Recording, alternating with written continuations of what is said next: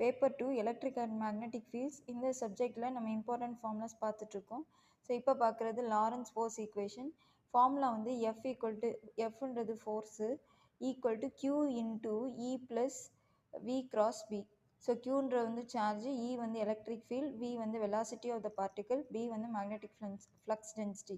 So எஃப்ன்றது வந்து force. So force on a moving பார்ட்டிகல்ன்றது இங்கே சார்ஜ் இஸ் டியூ டு எதனால வந்து நமக்கு வந்து இந்த ஃபோர்ஸ் கிரியேட் ஆகுது அப்படின்னா combined electric and magnetic field. அதனால தான் இங்கே ஈக்குவேஷனில் எலக்ட்ரிக் ஃபீல்ட் ஈயும் சொல்லியிருக்கோம், ப்ளஸ் பி மேக்னெட்டிக் ஃபீல்டுன்னு சொல்லியிருக்கோம், அண்ட் அதோட வெலாசிட்டியும் நம்ம சொல்கிறோம்.